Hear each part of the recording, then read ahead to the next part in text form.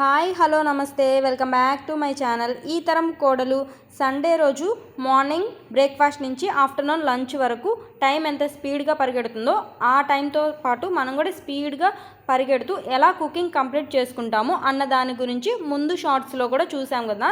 Breakfast దగ్గర నుంచి ఆ తర్వాత మధ్యలో పాపని పార్క్కి తీసుకువెళ్ళాం, ఇలా చూసాం కదా. ఇప్పుడు లంచ్ వచ్చేసరికి ప్రిపేర్ చేస్తున్నాను, చూసేయండి. ఆ రోజు సండే కాబట్టి స్పెషల్ ఏంటంటే చికెను, అదేవిధంగా బిర్యానీ, పలావ్ ఏదో ఒకటి. ఆఫ్టర్నూన్ కుకింగ్ స్టార్ట్ చేసరికి 11 o'clock అయింది. వంట అంతా కంప్లీట్ అయ్యేసరికి 1 o'clock అయింది. ఒక 1 hour పట్టింది. సింపుల్గా అదేవిధంగా క్విక్గా ఎలా నేను కుకింగ్ కంప్లీట్ చేశాను అన్న దాని గురించి చూసేద్దాం. ఫస్ట్ అయితే నేను రైస్ కడిగి నానబెట్టేశాను. అదేవిధంగా చికెన్ వాష్ చేసుకొని స్టవ్ మీద ఉంచేసాను. అందులోని వాటర్ ఎగురుతూ ఉంటాయి కదా. ఈలోపు నేను మసాలా ప్రిపేర్ చేసుకున్నాను.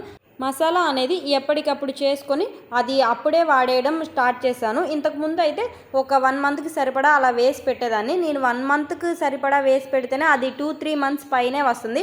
ఇలా అల్లం వెల్లుల్లి పేస్టు అది అన్ని రోజులు ఫ్రిడ్జ్లో పెట్టి అదే మళ్ళీ వాడడం నాకు ఒకలాగా అనిపిస్తుంది. ఎందుకంటే ఆ డబ్బాలో మనం మూత క్లోజ్ చేసి పెడతాం కదా, అందులో వాటర్ కారి అది మళ్ళీ అందులోనే పడుతుంది. అది ఎక్కువ రోజులు అట్లా వాడడం ఏమో నాకే నచ్చలేదు. అందుకని ఎప్పటికప్పుడు ఫ్రెష్గా అనేది చేసుకొని వాడేస్తున్నాను. వీడియోలోకి వచ్చినట్టయితే మీరే చూసారు, కర్రీ అయితే అయిపోయింది కదా. ఆ తర్వాత పలావ్కి కూడా ప్రిపేర్ చేసేసి అది కూడా క్విక్గా రెడీ చేసేసాను. నెక్స్ట్ ఏముందైతే ఇంకా అన్నీ సర్దేసి తినడమే. నేను ఈ సండే వీడియో అప్లోడ్ చేసేసరికి మళ్ళీ నెక్స్ట్ సండే కూడా వస్తుందేమో అన్న డౌట్ వేస్తుంది. వచ్చిద్దంటారా ఏమో, మీరైతే సబ్స్క్రైబ్ చేసుకోండి.